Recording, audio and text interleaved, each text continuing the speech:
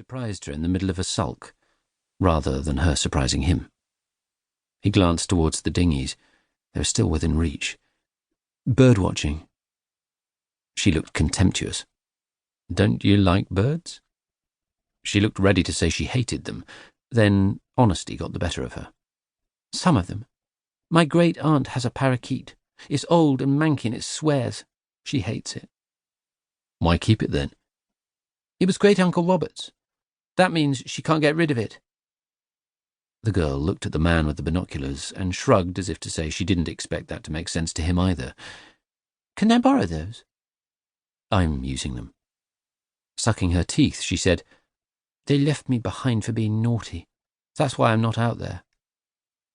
They're your family. She nodded slowly, took a step backwards, then another, and he wondered if his voice had been strange. He could still reach her if she made a run for it, break her neck before she had time to ruin everything. I never had a family, he said. She stopped backing away, torn between trying to look sympathetic and obvious envy at his being family-free. It was a lie, of course, but it did the trick. The moment had gone, and everything was reset. I'd better go, she said. He nodded. Distance was critical to what came next.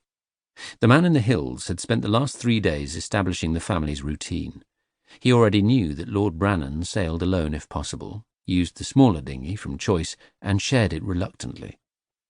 In London, he might have a bodyguard who checked under his car each morning, but his bodyguard wasn't here. And even if he had been, he might not have thought to check under the dinghy's simple seat. The sky was blue, the sun was bright, and the breeze was warm. All things the papers would mention when they came to write tomorrow's headlines. Opening his rucksack, the man in the hills found the little black box he'd been promised would work. He turned a switch that he'd been told to turn, lifted a protective cover, and pushed a button. Out on the water, a fireball blossomed. The explosion was so loud that crows rose from trees right along the lake's edge. Fragments of the dinghy cartwheeled into the air, and for a split second there was a red mist, instantly swallowed into a fireball, pieces of dinghy falling in flat splashes.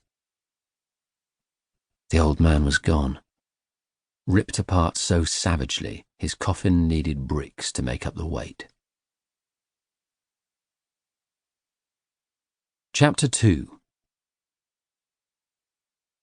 On a far hillside, a man who'd been watching the scene unfold flipped open his notebook and put a line through Great Eagle. That was the last of the rare birds. There were 6 crossed out before, and a dozen lesser species to be cited over the page. Someone else could collect those. Chapter 3. 1986. U.S. Naval Base, Guantanamo, Cuba. The boy looked at the sign with its skull and crossbones and large red letters announcing danger, mines, then at the rusting razor wire. He was 8, almost, old enough to do this. One roll of the wire had come away. If he turned sideways, he could squeeze between it and its post without doing more than scratch his wrist. Sucking at the blood, he turned his attention to the minefield in front of him. It looked bigger now he was standing on its edge. Stepping forward, he froze as dirt sunk beneath his feet, unfreezing when he realized he'd crushed an ant's nest. He chose his next step more carefully, welcoming the feel of solid earth. Mines were round and made from metal. They contained explosives. Their top plates gave when you trod on them. That was what tripped the detonator. Detonators made them blow up. He knew these things. Solid earth was good. Solid earth was safe. In the distance, a thick wall of prickly pears marked the border between where he stood and a different world. The sun was hot and his mouth dry. Very carefully, the boy looked at the dust around his feet, noticing rough grass and dead patches of thistle. The sun was so hot that the earth had split, and a riverbed was now dry pebbles with an iridescent lizard.